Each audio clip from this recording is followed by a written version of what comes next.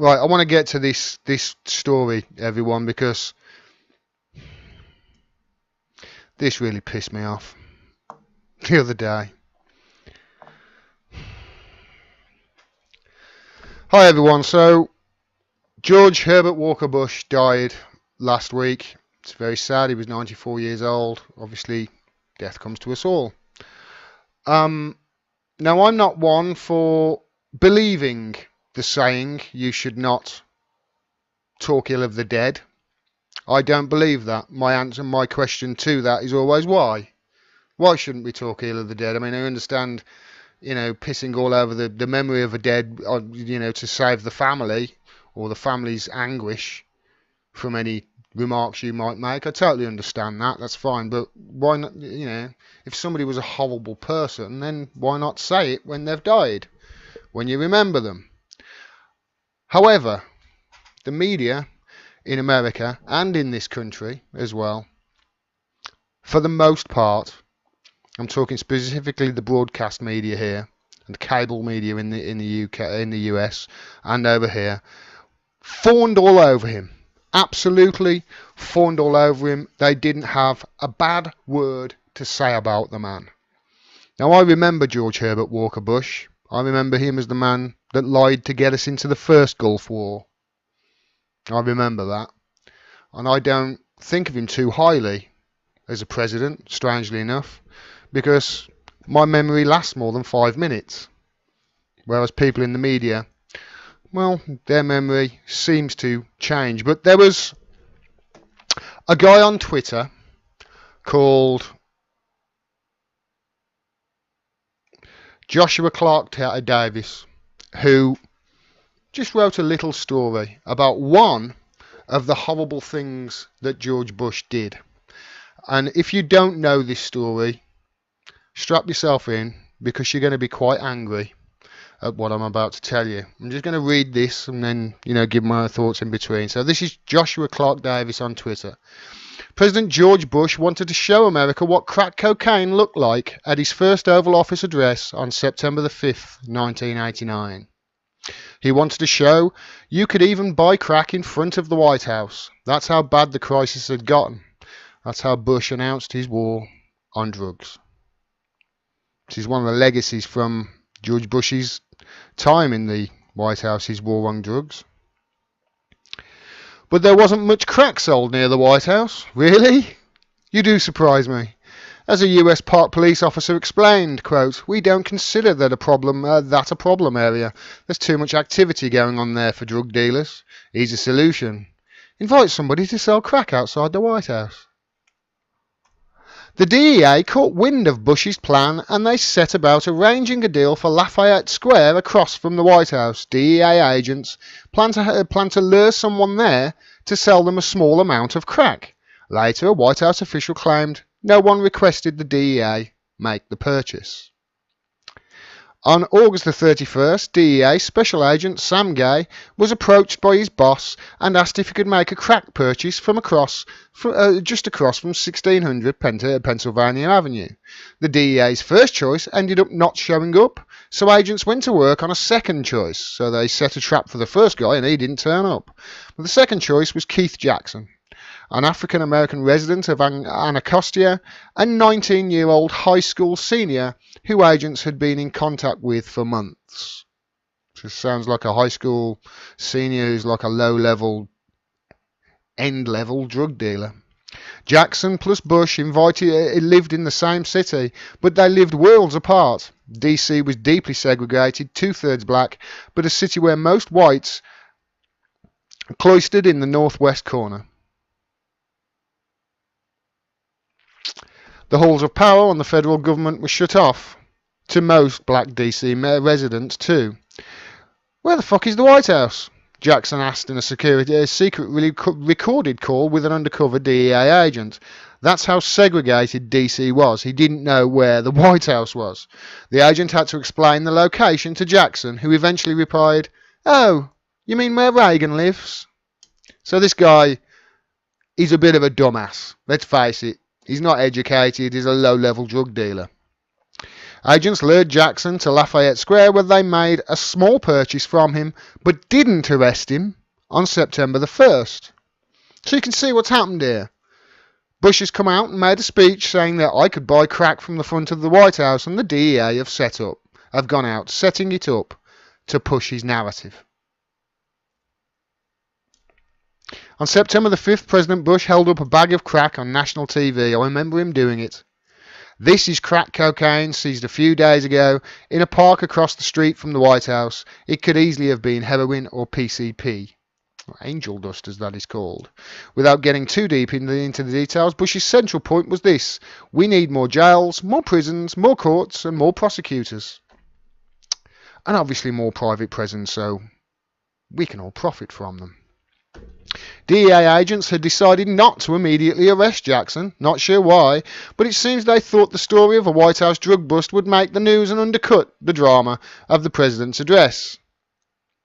DEA agents worried Jackson would see the address and hear Bush discussing the Lafayette Square purchase and flee, but they were happy to learn that Jackson, quote, had absolutely no idea what went on with the national address, and they easily arrested him after the speech. So they didn't want to arrest him before because that might make the news and undercut the president. They waited for the president to make his speech and then they arrested him.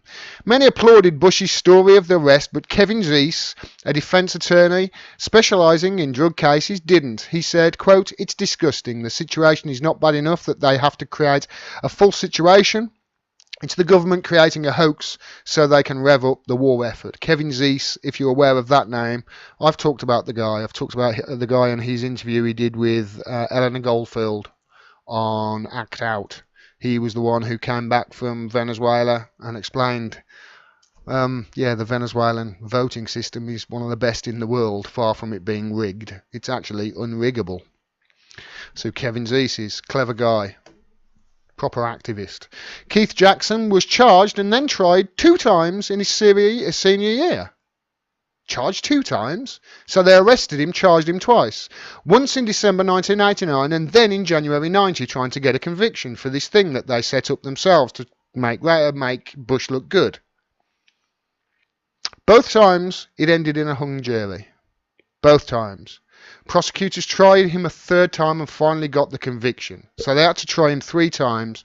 But it gets worse because at sentencing, US District Judge Stanley Sporkin told Jackson, who had no prior criminal record, so it's the first offence for him, that he regretted having to impose the sentence of 10 years without parole.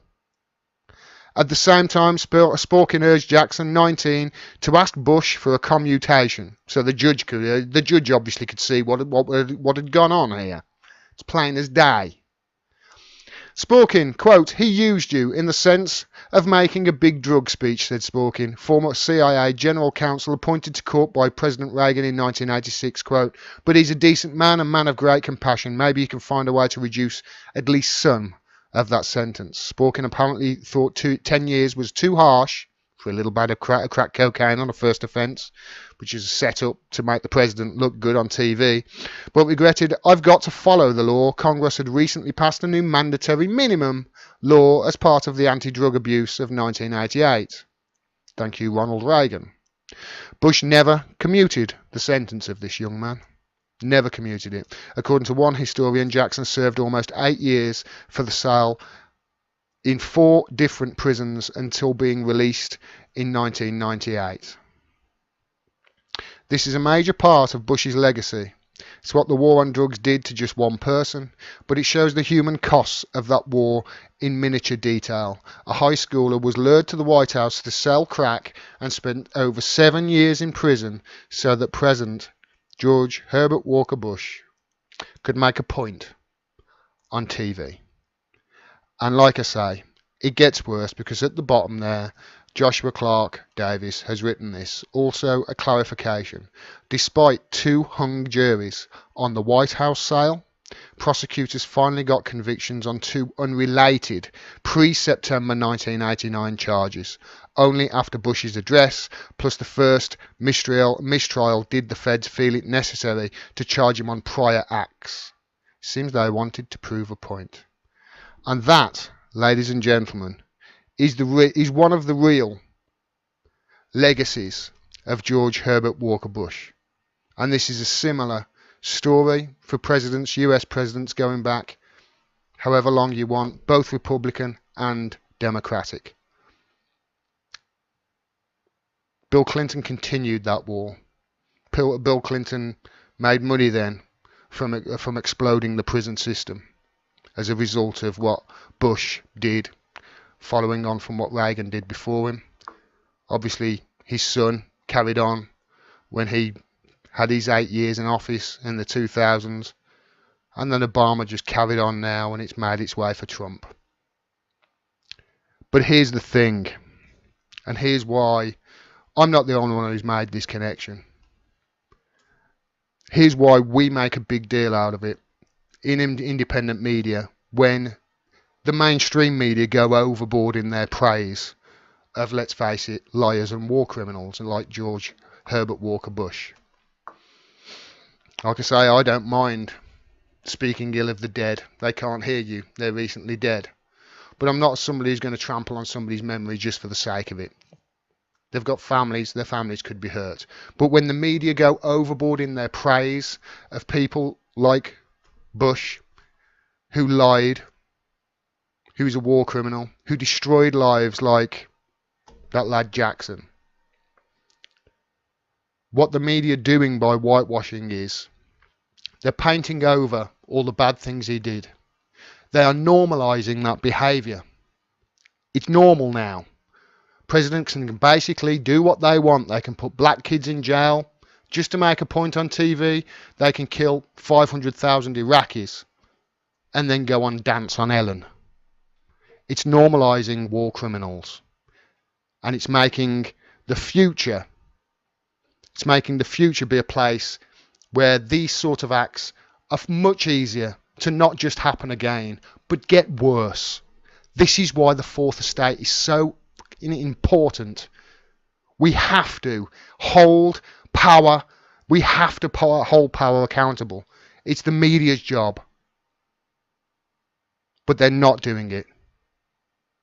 Quite frankly, what I'm seeing over the last 12 months especially is I'm seeing a ramping up of things, an acceleration, especially on the abdication of the media's duties. They've just abdicated it. They are not the Fourth Estate anymore, as Patrick what's his face said the other day at 21 Wire. They're not the Fourth Estate anymore. They're the fifth column. It's time to take back the Fourth Estate, and that's with independent media. Because although we won't shit on somebody's memory just for the sake of it, we're certainly not going to whitewash and normalise war criminals, because that is just going to make it easier to happen in the future. Blair. I'm glad it's lit up with Tony Blair, that comment section has. If you like this video and you want to see more, please subscribe and click the bell below so you get a notification of when I drop further videos.